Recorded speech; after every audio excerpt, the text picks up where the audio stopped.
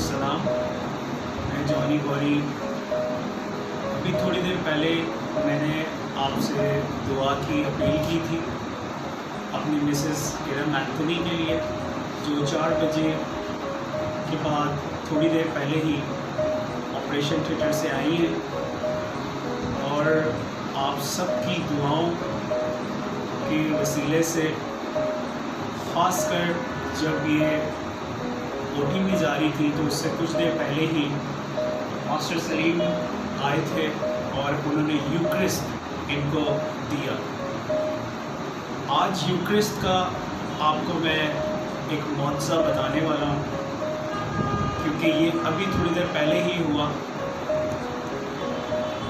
जब इन्हें ओटी में लेके गए तो जब ऑपरेट करना शुरू किया तो उनमें से जो ओवरी थी वो इस तरह से डैमेज हो चुकी थी कि वो नीचे ऑर्गन के साथ जाके अटैच हो गई और उसको काटना या निकालना बहुत मुश्किल है।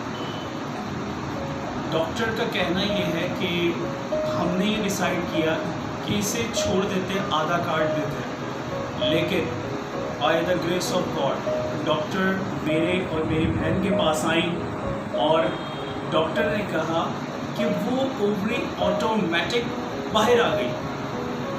प्रेज गॉड, ये यस्सु ने आके ऑपरेट किया। आपको मैं ये बताना चाह रहा हूँ, अभी ये होश में नहीं है। ये भी बैठ के आपको अपना मिरेकल शेयर करेंगे, लेकिन डॉक्टर जो कि हमारे गैर मज़ाहिब के हैं, उन्होंने आके कहा कि ये किस तरह से हो गया। हम डॉक्टर डिसाइड कर रहे थे कि ये खुद ही बाहर आ गई। तो खुदावंद का शुक्र अदा करते हैं कि वो अपने बंदों को कभी भी अकेला और तन्हा नहीं छोड़ता। इसी तरह दुआ करते रहिए एक दूसरे को, और अपनी ज़िंदगी में यूक्रिस्ट हर संडे को रिसीव करें।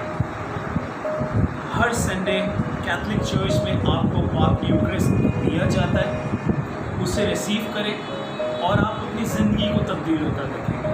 हमारा ईमान यकीन यही था कि किरण एंथनी वापस लौटेंगी, और ओटी में खुदावंद यीशु मसीह खुद खड़े होके उन्होंने आज ये ऑपरेट किया।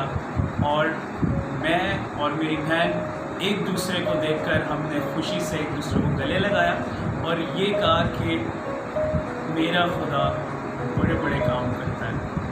Thank you so much. इसी तरह दुआओं में हम एक दूसरे के साथ जुड़े रहेंगे, फिर मिलेंगे दुआओं के साथ। Thank you so much. God bless you. बाप, बेटे, गुरु के नाम से।